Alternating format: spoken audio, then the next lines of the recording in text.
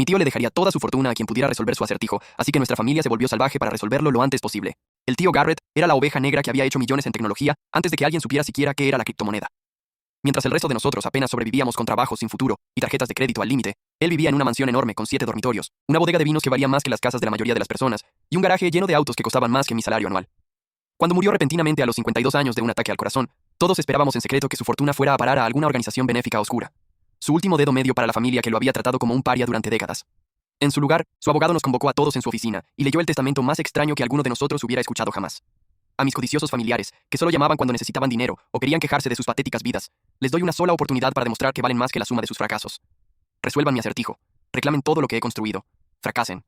Y todo arderá en una magnífica hoguera, mientras lo observan desde la calle. El acertijo estaba impreso en papel membretado costoso, sellado en sobres individuales para cada miembro de la familia, donde las sombras bailan pero no proyectan luz, donde el silencio grita durante la noche, donde vive la memoria, pero el tiempo se detiene. Encuentra la llave de mi última voluntad. Al principio, en realidad trabajamos juntos como una verdadera familia. Mi tía Patricia sugirió el viejo cuarto oscuro de fotografía, donde él pasaba horas desarrollando fotos. Mi primo Dylan pensó que se refería a su estudio, donde se sentaba durante horas en completa oscuridad, escribiendo en su computadora. Mamá estaba convencida de que hacía referencia a la bodega del sótano, donde guardaba botellas que valían miles de dólares cada una. Mi hermano Finn creía que era el ático, donde los viejos muebles acumulaban polvo bajo sábanas blancas. Durante 3 semanas, recorrimos cada rincón de su mansión como una jauría de animales salvajes. Movimos muebles que no se tocaban desde hacía años, revisamos detrás de costosos cuadros en busca de cajas fuertes ocultas, levantamos alfombras persas y arrancamos tablones del suelo hasta que nos sangraban los dedos. Registramos los espacios angostos, examinamos cada libro en su biblioteca buscando compartimientos huecos e incluso vaciamos su piscina para buscar escondites bajo el agua. Nada, ni una sola pista. Fue entonces cuando los lazos familiares empezaron a romperse, como bandas elásticas estiradas al límite. Patricia contrató a un investigador privado que cobraba $800 al día. Dylan sobornó a la vieja ama de llaves con una propina de $1,000 a cambio de información sobre los hábitos diarios de Garrett y sus escondites secretos. Mamá comenzó a presentarse en la mansión a las 5 de la mañana para registrar habitaciones antes de que llegara nadie más, alegando que necesitaba silencio para pensar con claridad. Finn instaló cámaras ocultas por toda la casa para espiarnos, vigilando nuestros movimientos como si fuésemos delincuentes comunes. La verdadera fealdad comenzó cuando Patricia encontró algo que no se suponía que debía encontrar. Estaba registrando el dormitorio principal de Garrett por 100ª vez cuando descubrió una tabla suelta oculta bajo su enorme cama antigua. Debajo había una caja de metal con candado que contenía fotografías viejas y lo que parecía ser un segundo acertijo escrito con la distintiva caligrafía de Garrett. Pero en lugar de llamar a los demás de inmediato, como habíamos acordado, se lo metió en su bolso de diseñador y fingió no haber hallado nada. Desafortunadamente para Patricia, las cámaras de vigilancia de Finn captaron todo con detalle en alta definición. A la mañana siguiente, él la confrontó frente a toda la familia reunida en la cocina de Garrett. Patricia negó haber robado algo hasta que Finn reprodujo el video en su laptop, y todos vimos su rostro pasar de confiado a culpable, y luego a desesperado, en cuestión de 30 segundos. «Devuélvelo ahora mismo», ordenó mamá, con la voz temblando de rabia contenida. «Lo encontré justo, y merecidamente», replicó Patricia. «La posesión es 9/10 de la ley». Fue entonces cuando Dylan perdió completamente el control y le arrebató su bolso de $1,000, vaciando todo sobre el piso de mármol de la cocina. La caja metálica cayó con un estruendo parecido al de huesos rompiéndose, esparciendo fotografías y papeles por todas partes. Había viejos polaroids de lugares que no reconocí de inmediato, una llave deslustrada que parecía pertenecer a algo importante, y una nota escrita a mano que hizo que mi sangre se volviera hielo en las venas. «Solo uno de ustedes realmente merece esta fortuna. El resto merece lo que se le viene encima». La nota no estaba firmada, pero reconocí la caligrafía de Garrett de inmediato. La misma escritura cuidadosa que veíamos en las tarjetas de cumpleaños, esas que siempre venían con billetes nuevos de $100, su forma de comprar nuestro afecto temporal sin invertir tiempo real en construir relaciones con ninguno de nosotros. Las fotografías mostraban lugares de nuestra infancia compartida que no había recordado en años. La vieja casa del lago familiar donde pasábamos los veranos antes de que el abuelo muriera y la dejara abandonada. El primer apartamento destartalado de Garrett, encima de una pizzería, donde vivía mientras aprendía por su cuenta programación de computadoras. El carnaval cutre donde trabajaba durante los veranos en la secundaria, operando el Tilt-A-Whirl para adolescentes borrachos y ahorrando cada centavo para la universidad. Pero una fotografía en particular hizo que Patricia soltara un grito ahogado tan fuerte que todos volteamos a mirarla. Mostraba el almacén abandonado en las afueras del pueblo, donde nuestro abuelo solía llevarnos de niños para jugar elaboradas partidas de escondidas. «Él no lo haría», susurró, con la voz casi inaudible. «¿No haría qué?», preguntó Finn, arrebatándole la foto de las manos temblorosas. Patricia parecía haber visto un fantasma. «El abuelo solía contarnos historias de terror en ese almacén durante las tormentas», dijo. Garrett le tenía un miedo absoluto a ese lugar, después de lo que ocurrió allí. Juró sobre la tumba de mamá que nunca volvería a pisar ese edificio. Dylan recogió la llave deslustrada del suelo, girándola en sus manos callosas y examinando los arañazos de su superficie. «Esto no es de ninguna caja de seguridad que haya visto. Miren estas marcas de desgaste. Esta llave se ha usado recientemente y con frecuencia. El almacén estaba exactamente a 43 minutos de la ciudad, según mi GPS, situado en 15 acres de terreno pantanoso sin valor que había estado en nuestra familia por 3 generaciones». Todos nos amontonamos en la enorme SUV de Finn como si fuéramos niños otra vez, pero la tensión era tan densa que apenas podía respirar. Nadie habló durante todo el trayecto, salvo para dar indicaciones, pero noté a mamá revisando su teléfono constantemente, probablemente texteando a su nuevo novio Randy sobre la posible herencia y lo que significaría para su inminente boda. Cuando finalmente llegamos, el almacén lucía exactamente como lo recordaba de las visitas de la infancia. Paneles metálicos oxidados que se habían vuelto marrón anaranjado por décadas de intemperie, ventanas rotas que jamás fueron reparadas, y ese olor distintivo a podredumbre y estancamiento que parecía impregnar todo en un radio de medio kilómetro. Lo único distinto era el candado de alta seguridad en la puerta principal, que parecía costoso y recién instalado. La llave de Dylan encajó perfectamente, girando con un clic satisfactorio que resonó en el estacionamiento vacío. Dentro, nuestras linternas revelaron algo que parecía imposible. El almacén había sido completamente renovado de arriba a abajo. El piso de concreto estaba impecable, pintado de blanco reluciente. Las paredes habían sido aisladas y cubiertas con paneles de yeso nuevos. Lámparas profesionales colgaban de las vigas expuestas del techo, y allí, colocada en el centro exacto del vasto espacio, se hallaba una mesa antigua de madera con 5 sillas dispuestas en un círculo perfecto. Sobre cada silla había un sobre manila con nuestros nombres escritos en la caligrafía cuidadosa de Garrett. Esto es absolutamente una locura, murmuró Finn por lo bajo, pero ya se estaba acercando a su silla designada como si estuviera hipnotizado. Mi sobre contenía otro acertijo, pero este se sentía distinto, más personal y amenazante. Ante ti se presenta la prueba final. Una verdad pondrá fin a tu codicia.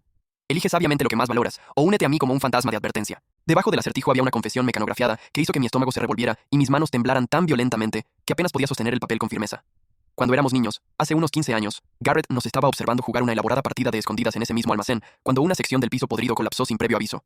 Dylan, que tenía solo 8 años en ese entonces, cayó por el agujero y aterrizó con fuerza sobre un montón de maquinaria oxidada en el sótano. Su pierna se rompió tan gravemente que el hueso sobresalía por la piel, y la sangre se acumulaba a su alrededor a un ritmo alarmante.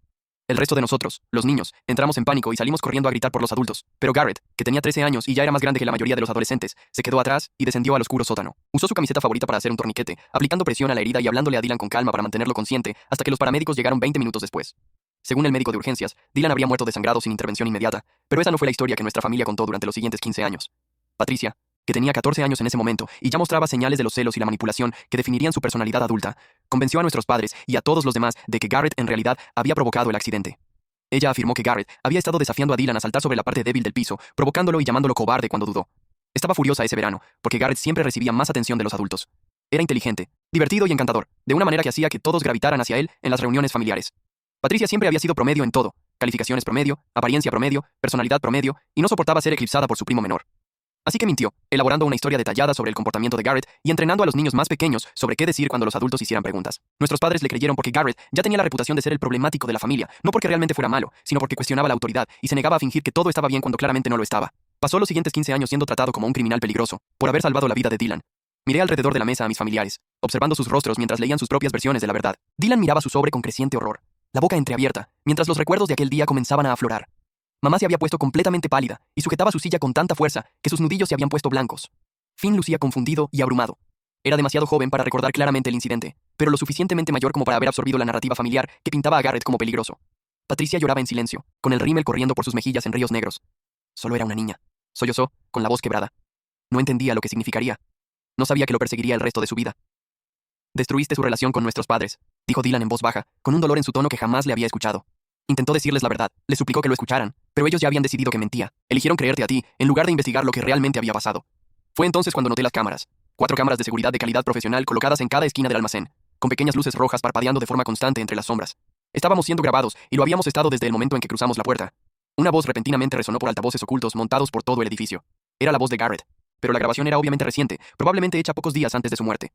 Si estás escuchando este mensaje, significa que resolviste mi acertijo con éxito y aprendiste la verdad sobre lo que realmente sucedió en este almacén hace 15 años. Felicidades por finalmente decidir enfrentar la realidad. También acabas de confesar tus crímenes frente a múltiples testigos, y todo quedó grabado en video. Patricia alzó la mirada hacia la cámara más cercana, con los ojos llenos de lágrimas y su maquillaje completamente arruinado. Garrett, por favor, lo siento. Era joven, estúpida y celosa, pero nunca quise... Patricia, continuó la grabación, y pude oír la furia fría en la voz de mi tío incluso a través de los altavoces. Robaste 15 años de relaciones familiares con tu mentira. Me costaste la confianza de mis padres. Intentaste decirle la verdad a tu madre una vez cuando tenías 12 años, pero ella te hizo callar y te dijo que no contradijeras a Patricia. Mi sobre contenía documentos legales que me nombraban ejecutora de un fideicomiso separado. $3 millones designados específicamente para quienes cuentan la verdad demasiado tarde, pero aún así, eligen hacer lo correcto. El amor de mis hermanos y cualquier posibilidad de tener una relación normal con las personas que deberían haber sido lo más importante. Esa traición vale exactamente $15 millones. Múltiples pantallas montadas en las paredes se encendieron de repente, mostrando documentos legales y el sistema de archivos característico de Garrett. El nombre de Patricia apareció como la única beneficiaria de su patrimonio principal, pero había condiciones escritas en letra pequeña que hicieron que su rostro se pusiera aún más pálido. El dinero viene con condiciones, querida prima. Tienes exactamente 1 año para confesar públicamente tu mentira a cada persona a la que se la contaste, comenzando por las tumbas de nuestros padres. Establecerás una fundación para niños falsamente acusados y pasarás el resto de tu vida intentando deshacer el daño que causaste. Si no cumples alguna de estas condiciones, el dinero irá a caridad y tu video de confesión será subido a todas las plataformas sociales del planeta. Finn se levantó tan bruscamente que su silla cayó al suelo con estrépito. Esto es una completa basura, exclamó. Patricia mintió. No el resto de nosotros. ¿Por qué deberíamos ser castigados por algo que hizo ella? Pero nunca lo cuestionaron, ¿verdad? Respondió la grabación, como si Garrett hubiera anticipado exactamente esa reacción y preparado una respuesta. Han pasado 17 años, y ninguno de ustedes se molestó en preguntarle a Dylan qué recordaba realmente de ese día. Simplemente aceptaron que su hermano era un monstruo, porque era más fácil que admitir que podrían haberse equivocado. El sobre de Dylan contenía documentos completamente distintos. Un fondo fiduciario de $2 millones, pero también una carta que lo hizo romper en llanto. Dylan. La voz de Garrett se suavizó, llena del calor que recordaba de nuestra infancia. Siento no haber tenido el valor de decirte la verdad mientras vivía. Mereces saber que alguien luchó por ti ese día. Mereces saber que valías la pena, y que nunca me arrepentí de quedarme para ayudarte. Espero que este dinero pueda comprarte parte de la terapia que nuestra familia debió haberte brindado hace años. El sobre de mamá estaba casi vacío, excepto por una sola frase devastadora escrita en papel membretado caro. Una madre que no defiende por igual a todos sus hijos no merece ni riqueza ni perdón. El sobre de Finn contenía un cheque por $50,000, y una nota que era, de alguna manera, tanto generosa como brutal. Tenías 5 años cuando esto ocurrió, así que no eres responsable de la mentira. Pero ahora tienes 22, lo suficientemente mayor como para pensar por ti mismo, en vez de aceptar ciegamente la mitología familiar. Este dinero es para la universidad. Aprende a cuestionarlo todo, especialmente las historias que hacen de una persona un héroe y de otra un villano. Mi sobre contenía la mayor sorpresa de todas. Mi querida sobrina, continuó la voz de Garrett desde los altavoces. Nunca creíste del todo en la mentira de Patricia, ¿verdad? Tenía toda la razón, y la exactitud de su observación me hizo estremecer la piel. Tenía 7 años aquel día, pero lo bastante mayor como para recordar la camisa ensangrentada de Garrett. Y cuán gentil había sido con Dylan mientras esperábamos a la ambulancia. También tenía edad suficiente para notar las inconsistencias en la historia de Patricia cuando se la contó a los adultos más tarde. Te vi luchar con ese secreto durante años en las reuniones familiares. Vi cómo te carcomía por dentro, especialmente durante las cenas festivas, cuando inevitablemente alguien mencionaba el incidente del almacén y me pintaba como el villano. Intentaste decirle la verdad a tu madre una vez cuando tenías 12 años, pero ella te hizo callar y te dijo que no contradijeras a Patricia. Mi sobre contenía documentos legales que me nombraban ejecutora de un fideicomiso separado. $3 millones designados específicamente para quienes cuentan la verdad demasiado tarde, pero aún así, eligen hacer lo correcto. Las cámaras que están grabando esta conversación subirán automáticamente las imágenes a las cuentas de redes sociales de cada miembro de la familia dentro de exactamente 1 hora. Anunció la voz de Garrett con una precisión mecánica. El video estará etiquetado con los nombres reales y los empleadores de cada uno. A menos que alguien asuma plena responsabilidad por lo que realmente ocurrió aquel día, sus confesiones se harán de conocimiento público. Patricia miró desesperadamente alrededor de la mesa, con los ojos desorbitados por el pánico. Le diré la verdad a todos. La publicaré en Facebook. Llamaré a todos los que conocemos. Lo arreglaré de algún modo. 17 años demasiado tarde, dijo Dylan en voz baja, pero había algo parecido al perdón en su tono. Fue entonces cuando mamá nos sorprendió a todos haciendo algo que nunca la habíamos visto hacer en toda su vida. Asumió la responsabilidad por sus propios errores. No, dijo levantándose lentamente y caminando hacia el centro del cuarto.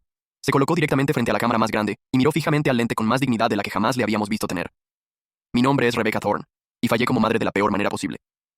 Cuando Patricia nos dijo que Garrett había causado el accidente de Dylan, debía haber investigado más. Debía haber hecho más preguntas. Debía haber escuchado la versión de Garrett con la mente abierta, en lugar de asumir inmediatamente que mentía. Su voz se quebró, pero continuó. En cambio, elegí la historia fácil. Elegí creer que uno de mis hijos era un héroe que intentó ayudar, y que el otro era un alborotador peligroso que no podía ser de confianza. Elegí la conveniencia sobre la verdad, y Garrett pagó el precio por mi fracaso como madre, el resto de su corta vida.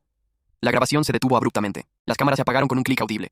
Durante varios minutos, el almacén quedó completamente en silencio, excepto por el sonido del sollozo ahogado de Patricia y el lejano zumbido del tráfico en la autopista. Entonces Finn comenzó a reír.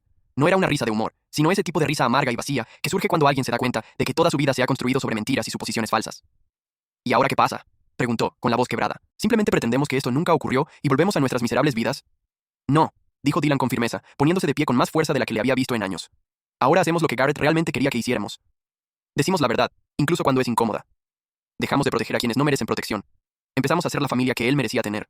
6 meses después, Patricia había usado su herencia para establecer la Fundación Garrett Thorne para niños falsamente acusados, proporcionando asistencia legal y servicios de consejería a niños que habían sido culpados por cosas que no hicieron. El primer caso importante de la fundación involucró a un adolescente expulsado de la escuela por acusaciones falsas hechas por un compañero celoso. Patricia se vio reflejada tanto en el acusador como en el acusado, y luchó con más fuerza por justicia de lo que cualquiera esperaba. Dylan donó todo su fondo fiduciario para expandir el alcance de la fundación, diciendo que el dinero no podía recuperar su relación perdida con Garrett, pero que tal vez evitaría que otras familias cometieran los mismos errores. También comenzó terapia y empezó a hablar públicamente sobre los efectos a largo plazo del trauma infantil y el chivo expiatorio dentro de la familia. Mamá usó sus ahorros para encargar un jardín conmemorativo en honor a Garrett en el hospital local donde Dylan había sido atendido. Pasó su jubilación como voluntaria allí, leyendo a niños en la sala de emergencias y abogando por una mejor comunicación entre el personal médico y las familias durante las crisis. Finn utilizó su dinero para la universidad para estudiar justicia penal y psicología, diciendo que quería ayudar a otras personas que habían sido falsamente acusadas de crímenes o disfunciones familiares. Escribió su tesis de grado sobre la psicología del chivo expiatorio familiar y cómo pequeñas mentiras pueden destruir relaciones durante generaciones. Yo conservé mi herencia, pero no para beneficio personal. El documento final de Garrett había sido muy específico sobre las condiciones. El dinero venía con la responsabilidad de dedicar mi vida a contar historias verdaderas sobre familias que aprendieron a hacerlo mejor, a exponer los tipos de dinámicas tóxicas que casi destruyeron a la nuestra. Por eso comparto esta historia contigo ahora, de la forma más pública y honesta posible. Pero la historia no termina ahí. La semana pasada, exactamente 1 año después de la muerte de Garrett, recibí una carta certificada de un bufete de abogados en Seattle del que nunca había oído hablar. Otro tío que nunca supe que existía, el medio hermano de Garrett por parte del primer matrimonio de nuestro abuelo, había muerto y dejó instrucciones muy específicas. Su testamento solo debía ser leído si yo estaba presente como testigo. La abogada, una mujer severa de unos 60 años, Me entregó un sobre sellado con mi nombre escrito en una caligrafía que se parecía inquietantemente a la de Garrett. Dentro había una fotografía de Garrett y este misterioso tío, sonriendo juntos frente a un edificio que no reconocí. En la parte de atrás, alguien había escrito con letra cuidadosa: algunos secretos de familia son más profundos que otros. El verdadero acertijo nunca fue sobre el dinero. Se trataba de si tu generación elegiría la verdad por sobre la comodidad, cuando realmente importara. Debajo de ese mensaje había una dirección en Montana y otra llave antigua, esta de latón y gastada por décadas de uso. La abogada explicó que este tío, cuyo nombre era Thomas, había estado observando a nuestra familia desde lejos durante años. Sabía sobre la mentira de Patricia, sobre el fracaso de nuestros padres para investigar y sobre los años de aislamiento y dolor de Garrett. También me había dejado una herencia, pero solo si aceptaba continuar lo que Garrett había comenzado. Thomas creía que algunas tradiciones familiares valen la pena romperse, dijo la abogada, pero otras vale la pena iniciarlas. Conduje a Montana a la mañana siguiente, con mi auto cargado de equipo de campamento y suficientes provisiones para una semana. La dirección me llevó a una propiedad remota en las afueras de Bozeman, rodeada de montañas que se extendían sin fin en todas direcciones. La casa principal era una cabaña de troncos enorme que parecía haber sido construida en la década de 1920, con ampliaciones añadidas a lo largo de las décadas mientras la familia crecía y prosperaba.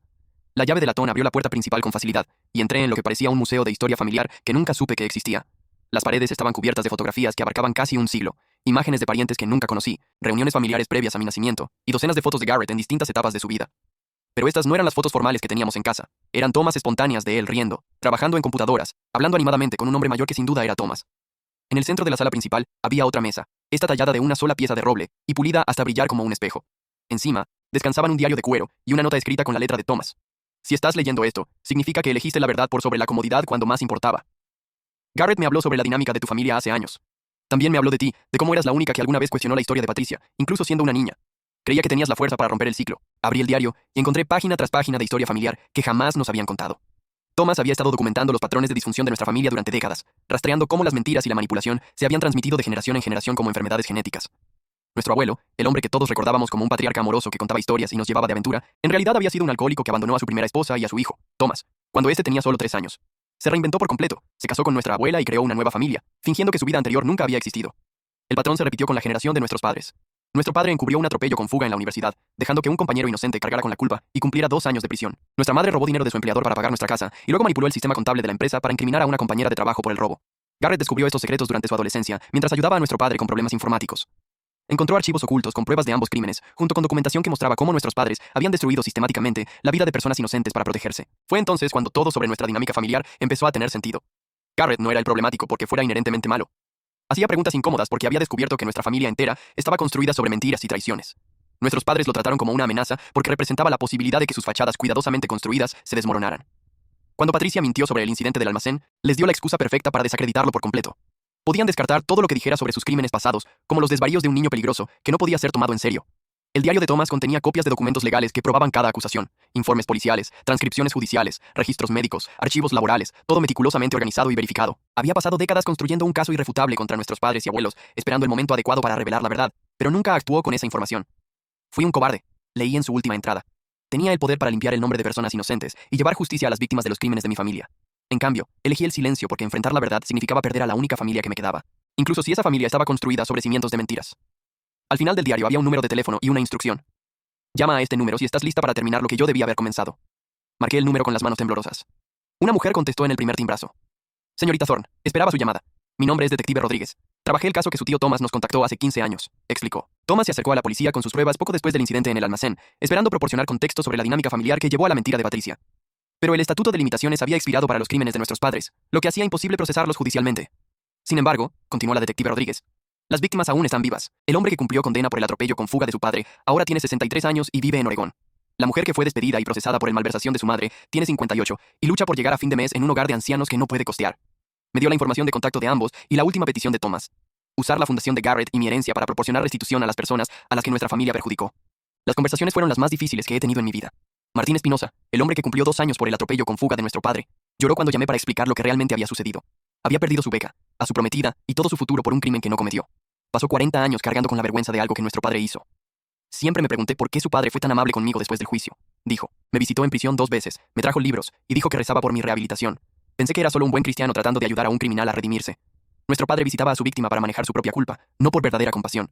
Louise Chen, la mujer a la que nuestra madre había incriminado por malversación, había perdido su carrera en contabilidad y nunca volvió a trabajar en finanzas. Gastó sus ahorros en honorarios legales tratando de probar su inocencia y luego trabajó en empleos de salario mínimo el resto de su vida porque nadie la contrataba con un historial criminal.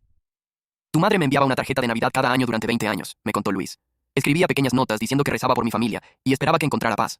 Las guardaba porque pensaba que significaba que alguien todavía creía que era una buena persona. Nuestra madre había estado enviando tarjetas navideñas a la mujer cuya vida había destruido. Usando la documentación de Thomas y el equipo legal de la fundación, pudimos proporcionar restitución completa a ambas víctimas. Martín recibió suficiente dinero para comprar una casa y asegurar su jubilación. El historial criminal de Luis fue borrado, y recibió una compensación que cubrió los salarios perdidos y las contribuciones a la pensión durante 4 décadas. Pero la parte más difícil estaba por venir. Thomas dejó instrucciones específicas para manejar las reacciones de nuestros padres ante las revelaciones. Ambos seguían vivos, aunque nuestro padre tenía demencia en etapa temprana, y nuestra madre vivía en una residencia asistida después de un derrame cerebral. Conduje hasta la residencia con copias de todas las pruebas, sabiendo que esa conversación destruiría lo poco que quedaba de nuestras relaciones familiares. Mamá estaba sentada en su silla de ruedas junto a la ventana cuando llegué, mirando el jardín con esa expresión vacía que se había vuelto su estado habitual desde el derrame. Su habla era limitada, pero su mente aún estaba lo suficientemente lúcida como para entender lo que le estaba mostrando. Extendí los documentos sobre la mesa frente a ella y observé cómo su rostro cambiaba al reconocer su propia caligrafía en los registros contables falsificados. Martín. Luis, susurró, las únicas 2 palabras que logró pronunciar durante toda nuestra conversación. Le expliqué cómo Thomas había documentado todo, cómo las víctimas habían sufrido durante décadas, y cómo estábamos usando la fundación de Garrett para proporcionar restitución. Le conté sobre las tarjetas de Navidad que le había enviado a Luis, y cómo habían sido recibidas por una mujer que nunca entendió por qué su vida había sido arruinada. Mamá comenzó a llorar, no con lágrimas suaves de una anciana arrepentida, sino con sollozos crudos y devastadores, como los de alguien cuyo sentido de identidad entero se estaba desmoronando. Cuando terminé de explicarlo todo, sacó una libreta de su mesa de noche, y escribió una sola frase con su temblorosa mano izquierda. Diles que lo siento. Salí de la residencia, y conduje directamente a la unidad de cuidados para la memoria donde estaba nuestro padre. Papá estaba en la sala común, trabajando en un rompecabezas que había estado armando y desarmando durante semanas, sin recordar que ya lo había hecho antes. Cuando le mostré los informes policiales del atropello con fuga, algo se encendió en sus ojos, un destello de claridad que atravesó la niebla de la demencia. Martín era un buen chico, dijo de repente, con una voz más firme de lo que había usado en meses. No merecía lo que le pasó. Durante unos minutos, mi padre lo recordó todo. Me habló de la noche del accidente, de cómo había estado borracho y manejando de regreso de una fiesta cuando atropelló la bicicleta de Martín. Entró en pánico y huyó, luego volvió horas más tarde, fingiendo ser un testigo que había encontrado la escena. Sabía que él era inocente, dijo papá. Lo vi cuando lo arrestaban y no dije nada. Lo visité en prisión porque pensé que si era amable con él, de alguna forma eso haría que fuera menos malvado. La claridad se desvaneció tan rápido como había llegado, y papá volvió a su rompecabezas, olvidando nuestra conversación por completo. Pero obtuve lo que necesitaba. Confirmación de que las pruebas de Thomas eran ciertas, una confesión de que nuestros padres habían destruido vidas inocentes, a sabiendas. Durante los 6 meses siguientes, trabajé con el equipo legal de la fundación para contactar a cada persona que nuestra familia había perjudicado. El diario de Thomas contenía referencias a docenas de incidentes menores. Compañeros de trabajo despedidos por acusaciones falsas, compañeros de clase acosados hasta el silencio, vecinos aislados y excluidos por cuestionar la versión de los hechos de nuestra familia. Cada conversación fue como realizar una cirugía en mi propia alma, extirpando fragmentos de la identidad que había construido en torno a pertenecer a una buena familia. Pero cada conversación también trajo sanación a personas que habían cargado con vergüenza inmerecida durante décadas. La llamada más sorprendente vino de la propia Patricia. Encontré algo en la casa de Garrett, dijo, con la voz apenas audible. Escondido en la pared de su dormitorio. Creo que necesitas verlo. Conduje hasta la mansión de Garrett, que Patricia había estado limpiando poco a poco como parte de su trabajo en la fundación. Me condujo hasta su dormitorio, donde había descubierto un compartimento oculto detrás del cabecero de la cama. Dentro, había una colección de cartas, docenas de ellas, todas dirigidas a los miembros de nuestra familia, pero que nunca fueron enviadas. Escribí estas durante los años en los que no podía dormir. Comenzaba una de las cartas dirigida a mí. Quería que supieras que te vi intentando decir la verdad cuando tenías 12 años. Vi cómo mamá te hizo callar, y quise decirte que sabía que me creías, pero temía que reconocerlo te pusiera en la misma posición que yo, aislada y culpada por cosas que no hiciste. Las cartas a Dylan estaban llenas de consejos médicos y apoyo emocional que Garrett había investigado pero nunca compartido.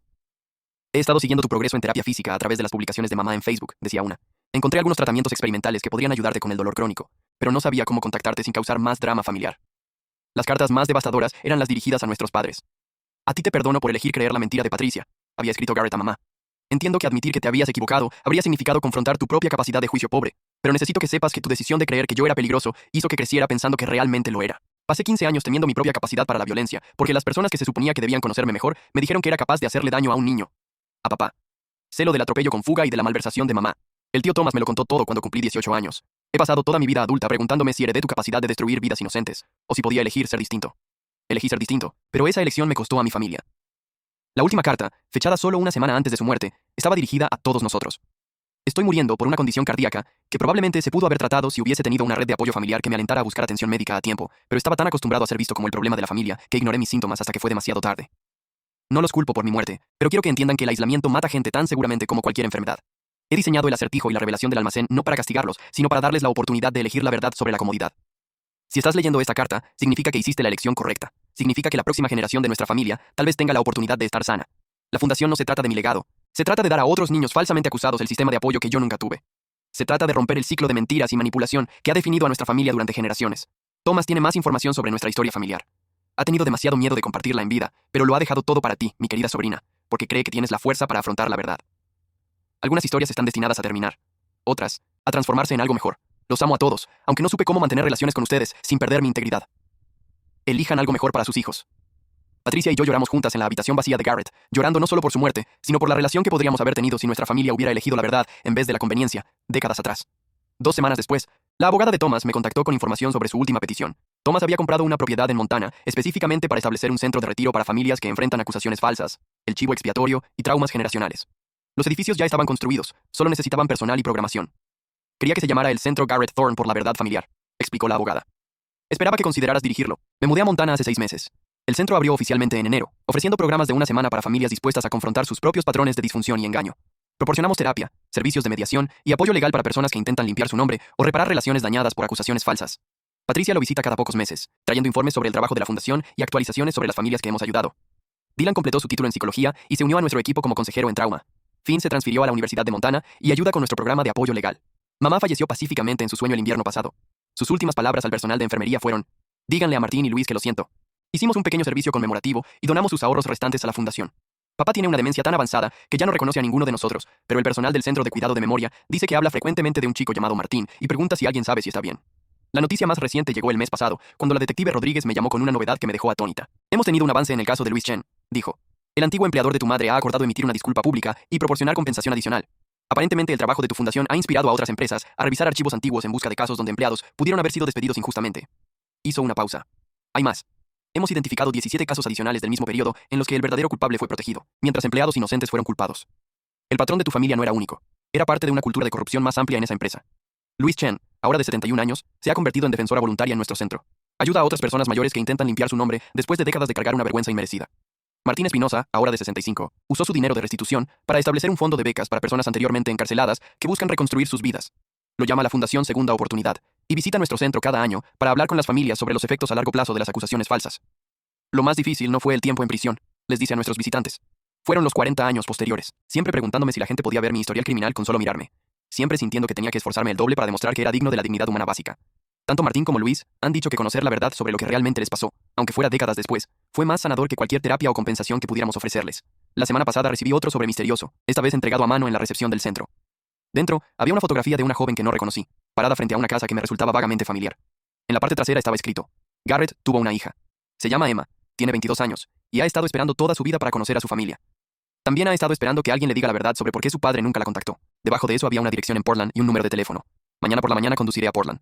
Algunas historias familiares nunca terminan realmente, solo revelan nuevos capítulos cuando por fin estás lista para afrontar la verdad.